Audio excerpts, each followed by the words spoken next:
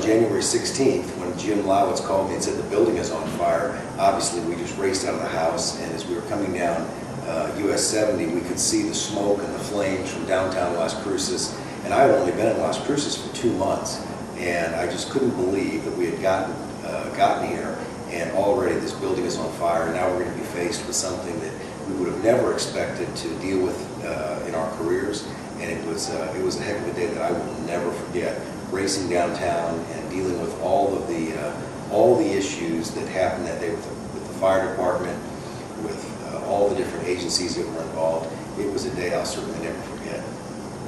My number one concern on the day of the fire was the safety of employees. I wanted to make sure that everybody was accounted for and that no one was hurt. And thank goodness no one was hurt. We only had one employee in the building on that Sunday, Brenda Massengill, and she was able to get out safely. She was, of course, startled and scared, but she was safe, and that was the number one concern.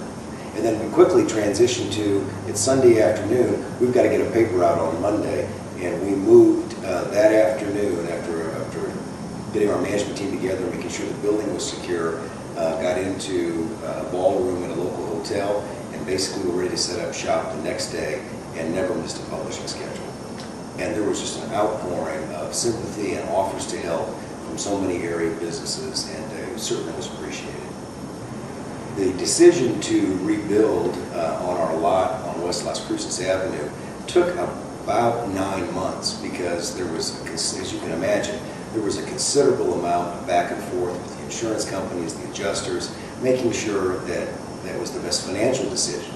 We always believed, and we advocated very strongly here to our insurance company, to our corporate partners, that the best thing to do was to rebuild a smaller, more efficient facility on a lot that we already owned. The decision to come back downtown and rebuild here was something, as I said, we advocated for from the very beginning.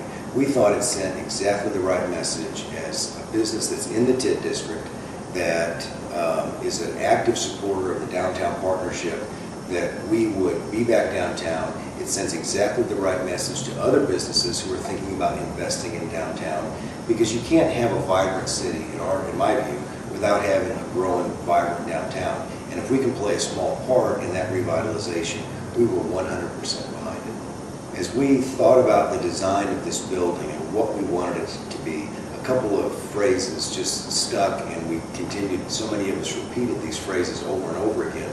Number one, that this is not your grandfather's newspaper.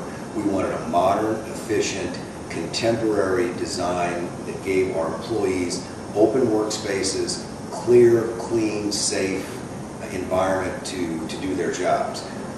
We also wanted to make absolutely sure that the design of the building was consistent not only with southern New Mexico, but also our neighborhood, this historic district that we're located in, and we wanted to be a good partner with our neighbors. And again, I think we've achieved that goal. When we take people on a tour of the new building, and we've been fortunate this last week or so to do that a lot, one of the things that always jumps out at them, and this was a conscious decision on our part, and that was to make sure that the dominant visual element in the building represented the work of the employees who've been with this company over the last 130 years. So as you look around this building, you'll see a little over 30 historic front pages from the Sun-News. And when people walk through this building and they stop and they look, and they're not just the obvious historic front pages, World War II ended, or President Kennedy was killed, or President Nixon resigns, but there's a strong element of local things that happen in Las Cruces, and it's really interesting for people to see how their daily paper covered those events. The other thing that's a dominant element in this building that we're very proud of, we are so blessed to have some great photographers, and you will see wonderful local photography sprinkled throughout the building. We're not done yet. We're still working on adding more interesting visual elements that support our journalists and our photographers. But that's the thing, just in addition to the fact that it's clean, it's open, and it really sends the right message to the community, and it's consistent, again, with that vision that we've been talking about. When you look at some of the open spaces in this building, especially the conference rooms, there's a strong digital presence. Clearly, digital is the future of our business, and we have a think, I have to go back and count, I think we have 8 TVs planned for this building. They're all going to be connected in some way to the internet, so we can show not only our website, but also display our applications for the tablets that are out there, whether it's Apple or Android.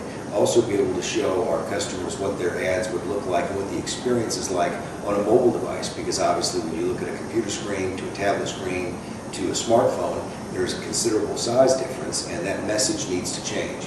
And so we want to make absolutely sure that every piece of this building is connected to the internet, preferably wirelessly, because we believe that's the long-term future of the business.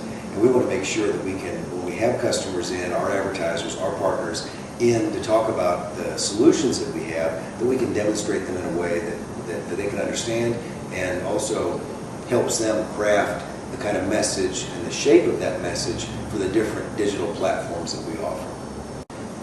When you first walk into the lobby of the building, you'll see a couple of things. Number one, it's open and clean, and you'll also see our website prominently displayed, and it's being refreshed every few minutes, so people can see exactly the kind of digital presence that we have right there in our lobby.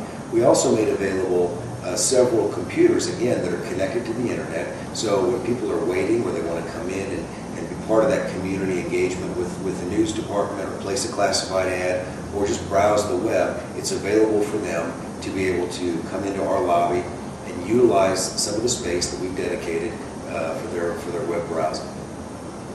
When we look to the future of the news business, the formats and the way the news is delivered is evolving and will continue to evolve. But if I had to look forward to the next 5 years, I think there clearly will continue to be a print edition of the Las Cruces Sun-News that we can be very proud of. And our challenge as a news organization is to make sure, because we are the largest news gathering organization in this community, and we are putting the most resources against news gathering in this community, but we have a special responsibility and a special place in the community to make sure that we're telling those stories.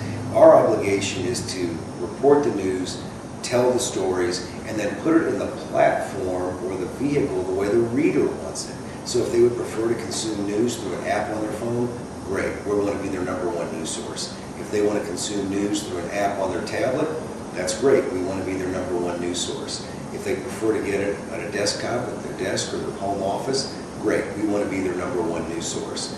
And we continue to deliver by far and away the largest audience in print in this market, and that's very, very important. And we plan to continue to do that. So our goal is to get the information out in the format that the reader wants it, and we are so fortunate to reach a little over 80% of this market every week with all of our different products. I think our employees are thrilled to be in a new building, especially some of those folks who worked at the old building. You know, as many folks know, the old Sun-News was an old Safeway, and it was way too big for our needs today. It was energy inefficient. It just wasn't a really good work environment.